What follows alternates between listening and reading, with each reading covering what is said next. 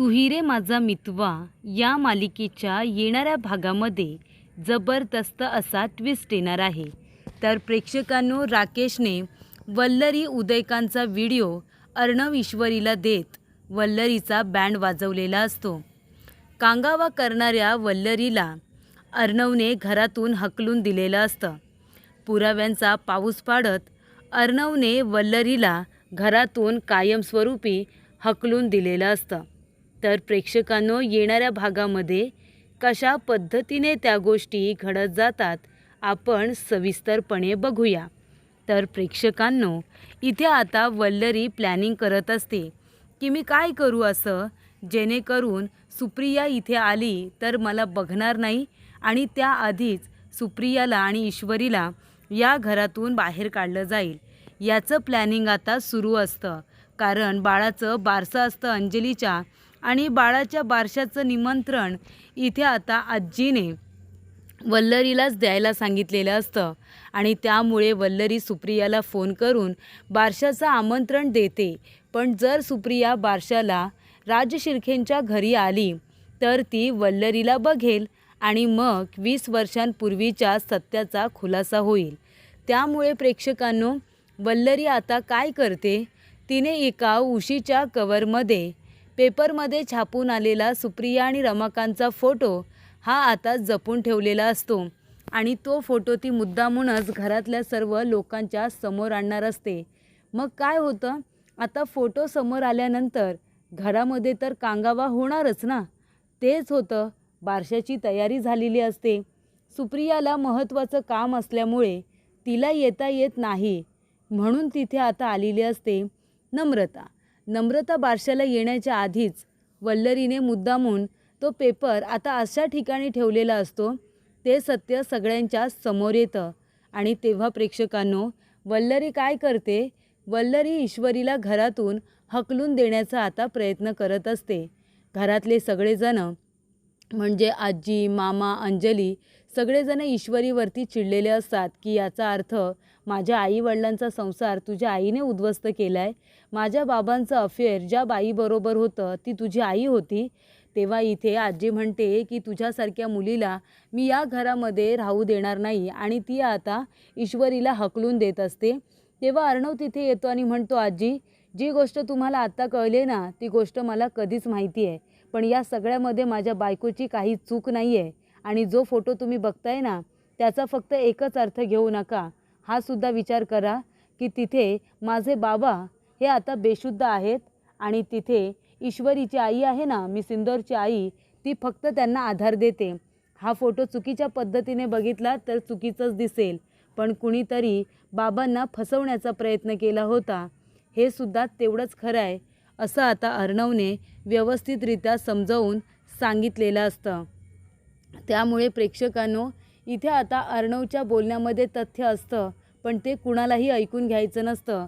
अर्णव म्हणतो की ईश्वरी कुठेही जाणार नाही, तिची या सगळ्यामध्ये काय चुकी आहे, ही गोष्ट जेव्हा घडली तेव्हा तर तिचा जन्मसुद्धा झाला नव्हता, मग आपण तिला कुठल्या गुन्ह्याची शिक्षा देतोय, मला हे मान्य नाही, माझी बायको कुठेही जाणार नाही आहे। तेव्हा प्रेक्षकांनो, इथे आता सगळेजण म्हणतात की हे काय बोलतोयस तू अर्णव, अरे तिच्या आईमुळे सात्विकाने आत्महत्या केली, तुझे बाबा घर सोडून गेले, तरी तुला ते म्हणायचं आहे। तेव्हा अर्णव म्हणतो तिच्या आईची काही चूक नाही आहे, खरे गुन्हेगार कुणीतरी दुसरेच आहेत आणि जोपर्यंत ते गुन्हेगार भेटत नाही ना तोपर्यंत सत्य काय आहे ना ते आपल्यासमोर येणार नाही।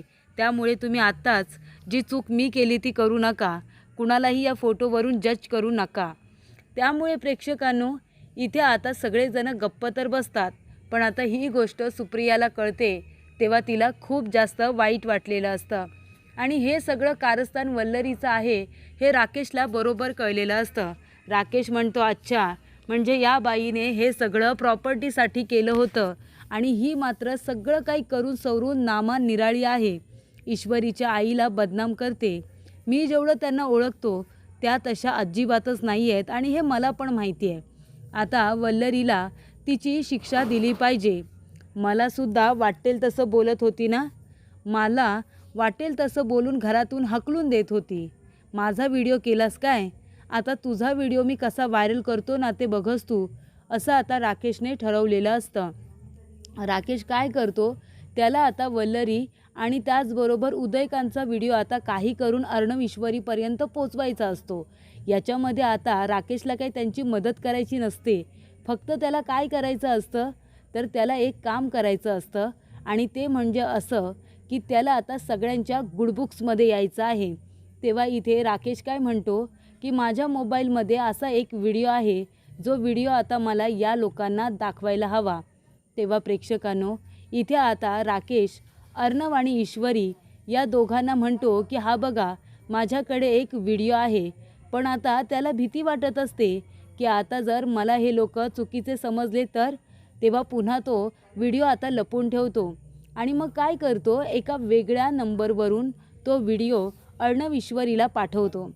तो व्हिडिओ त्यांच्या मोबाईलवरती गेल्यानंतर इथे आता वल्लरी आणि उदयकांत हे दोघेजण बोलत असतात.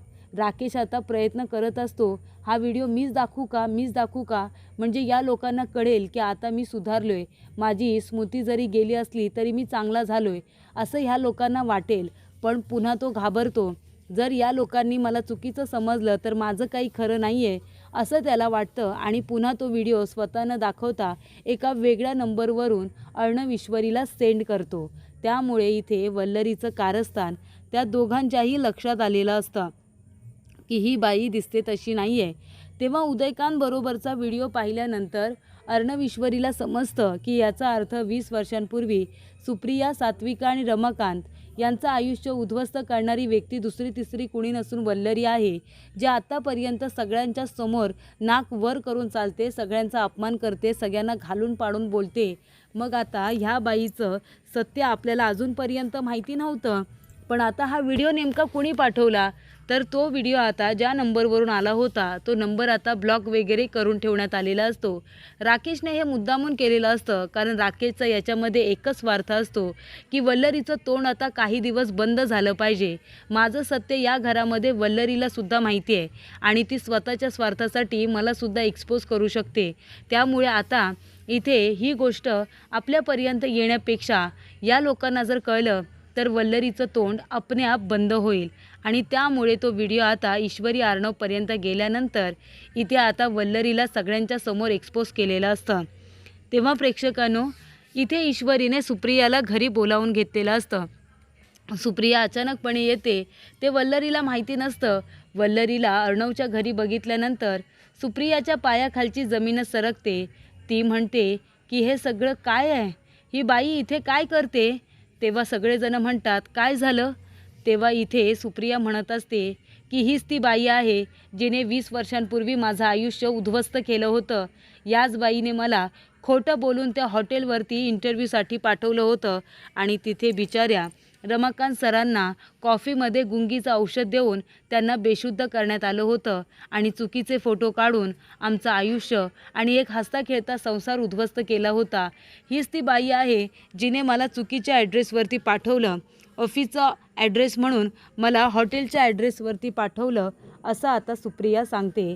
तेव्हा इथे वल्लरी म्हणत असते हे सगळं खोटं आहे, मी असं काहीसुद्धा केलेलं नाही.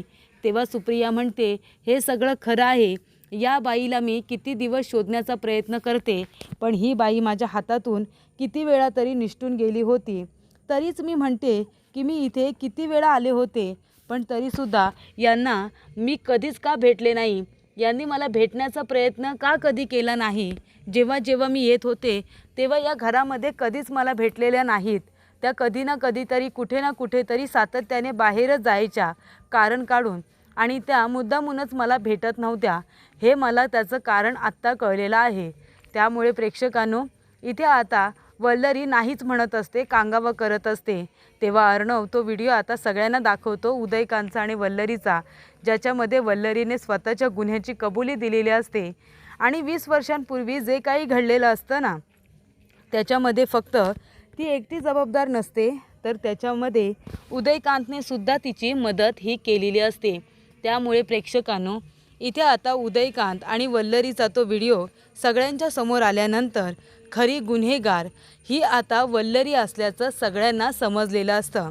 त्याचबरोबर इथे रमाकांत आणि सात्विका यांचं आयुष्य उद्ध्वस्त करणारी ही 2 व्यक्ती होती आणि ती व्यक्ती म्हणजे उदयकांत आणि त्याचबरोबर वल्लरी. त्यामुळे अर्णवकडे असलेला तो व्हिडिओ आता सगळ्यांनी बघितल्यानंतर खरी गुन्हेगार वल्लरी असल्याचं समजलेलं असतं.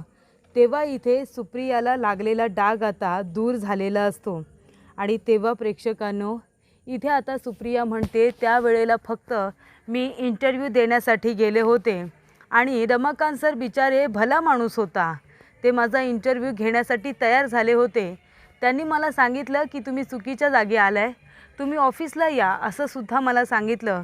पण त्यानंतर त्यांना चक्कर आली, ते पडणार होते आणि मी फक्त माणुसकी म्हणून त्यांना आधार दिला एवढंच. पण ते पत्रकार चुकीच्या पद्धतीने येऊन फोटो कसेमसे काढून ते व्हायरल केले.